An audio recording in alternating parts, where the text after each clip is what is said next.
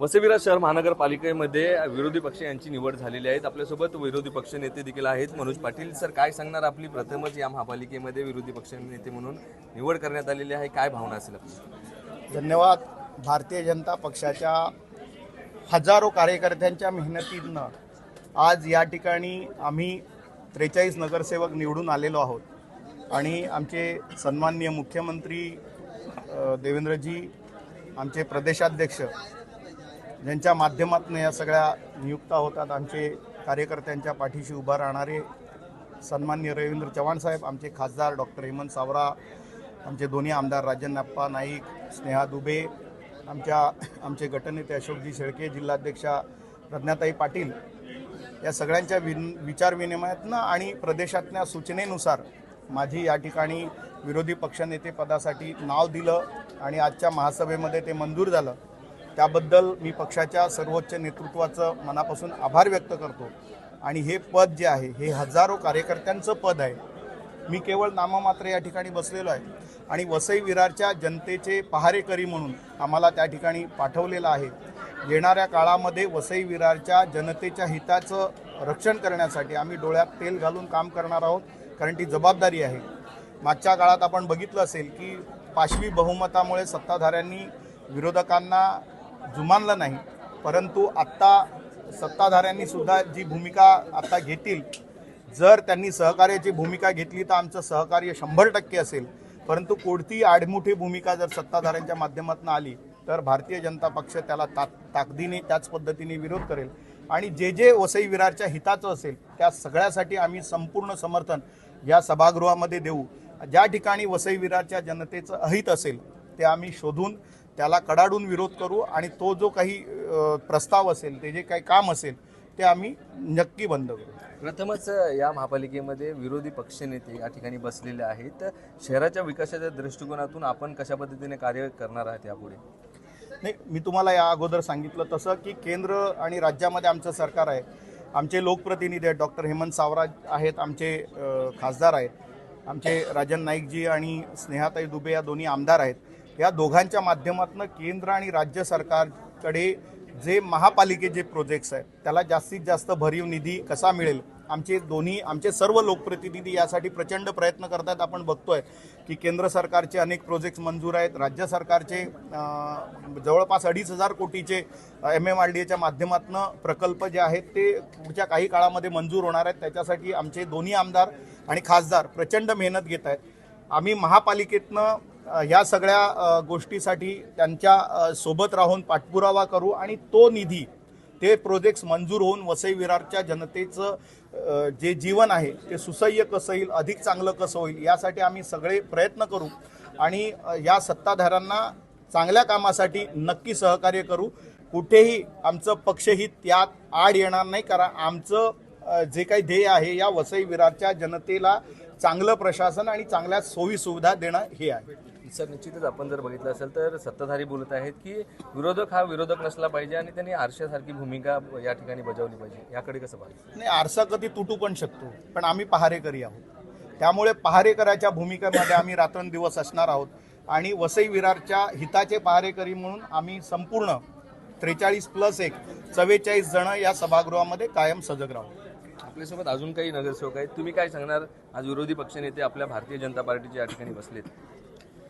आज आपले मनोज पाटीलजी विरोधी पक्षनेते झालेत, त्यांना त्यांच्या जे कामाचं हे आहे त्याचं त्यांना फळ मिळालेलं आहे आणि आमच्या प्रज्ञाताई आणि आमचे आमदार राजन नाईकजी साहेब, स्नेहाताई आणि खासदार डॉक्टर हेमंत सावराजी यांच्या सर्वांच्या एकमताने या सर्व त्यांचं नाव आलं आहे। तर त्यांच्यावर विश्वास आहे आम्हाला की ते पुढचे महानगरपालिका कुठलाही काम असेल त्याच्यावर पूर्ण तडीस नेण्याचं ते काम करतात। तुम्ही काय सांगणार सर?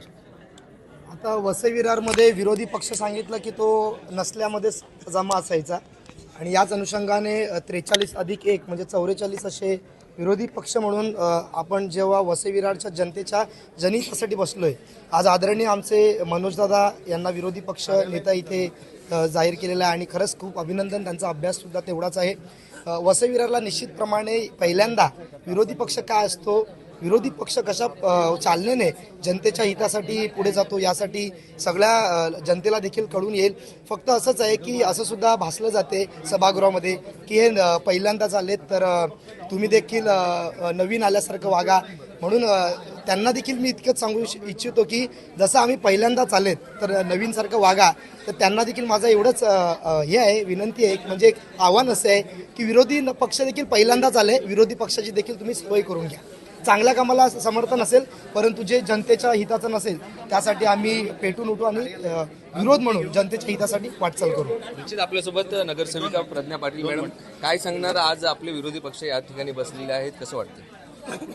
सर्वप्रथम तर ह्या सभागृहाला विरोधी पक्षनेत्याची सवय नाही आहे आणि या सभागृहाला पहिल्यांदा मनोज पाटीलजींसारखे म्हणजे अभ्यासू, ज्यांना वसई विरार महानगरपालिका क्षेत्रातल्या अनेक प्रश्नांची आणि इथल्या अनेक बाबींची ज्यांना जाण आहे, असे अभ्यासू व्यक्तिमत्व असलेले आमचे नगरसेवक मनोज पाटीलजी आज विरोधी पक्षनेता म्हणून इथे बसलेले आहेत आणि त्यांच्यासोबत आम्ही बाकी 43 पहारेकरी आहोतच. त्यांनी सांगितल्याप्रमाणे आम्ही पहारेकरू म्हणून या सभागृहात असणार आहोत आणि वसई विरारच्या जनतेच्या सोयीसुविधांसाठी आम्ही सजग राहून त्यांच्या प्रश्नांसाठी आम्ही इथे आवाज उठवून त्यासाठी आम्ही काम करणार. पहिल्याच महासभेमध्ये आपण आयुक्तांच्या दालनामध्ये जाऊन या ठिकाणी आंदोलन केले होतं आणि त्या ठिकाणी आपली मागणी काय नेमकी होती आणि ते आंदोलन कसं होतं?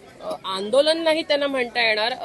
ॲक्च्युली निवडणूक होऊन महापौर बसून बराच वेळ होऊन गेलेला आहे. पहिली महासभा आज लागलेली आहे आणि 11 तारखेला आमच्या गटनेते अशोक शेळकेजी यांनी पक्ष कार्यालयाची मागणी आयुक्त महोदयांकडे केली होती, पण त्याला साधं उत्तरही ते देऊ शकले नाही एवढ्या दिवसांमध्ये. आणि आता महासभा होण्याआधी आमच्या नगरसेवकांची बैठक होणं अपेक्षित होतं आम्हाला. त्यात आम्हाला काही विषयांवरती चर्चा करायची होती, काही गोष्टी आम्हाला ठरवायच्या होत्या आणि त्यासाठी बैठक करण्यासाठी आम्हाला वाटलं आमच्यासाठी कार्यालयाची व्यवस्था झालेली असेल. इथे आल्यानंतर आम्हाला कळलं की कार्यालयाची व्यवस्था झालेली नाहीये, कारण आयुक्त महोदयांनी त्याविषयी आमच्याशी संपर्कच केला नव्हता. आणि आता जेव्हा त्यांच्याकडे गेलो तेव्हा ते सांगतायत की आम्ही फाईल पुढे प्रस्ताव महापौरांकडे पाठवलेला आहे.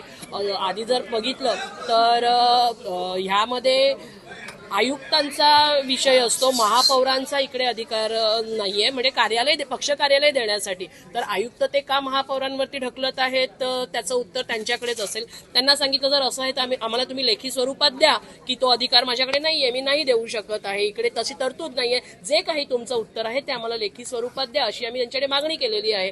ते आम्हाला ते लेखी स्वरूपातलं उत्तर देत आहेत आणि जर तसं असेल तर पुढचं पाऊल आमचं आम्ही तयार ठेवलेलं आहे. निश्चितच आपल्यासोबत अजून काही नगरसेवक आहेत.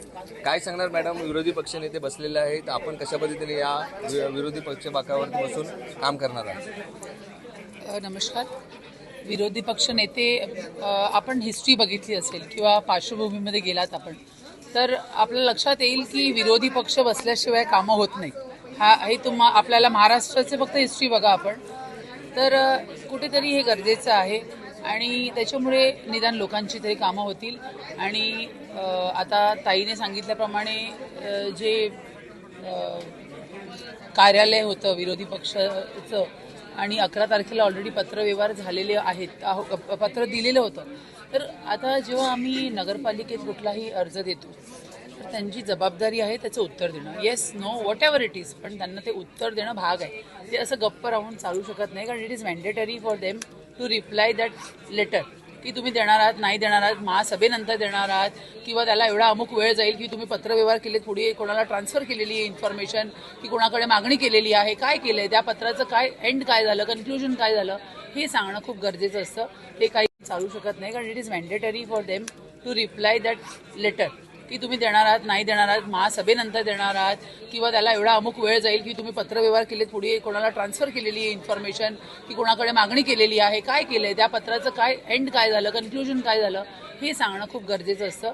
ते काही केलं नाही. आता विरोधी पक्षनेते आमचे बसलेले आहेत. आमचे पण जनतेसाठी, वसईच्या जनतेसाठी असंख्य विषय आहेत. आज ही पहिली सभा झालेली आहे. आमचे विषय आम्ही घेऊन पुढे येऊच आणि लोकांच्या हितासाठी आणि वसईच्या जनतेसाठी आम्ही पुढील कारवाई करू.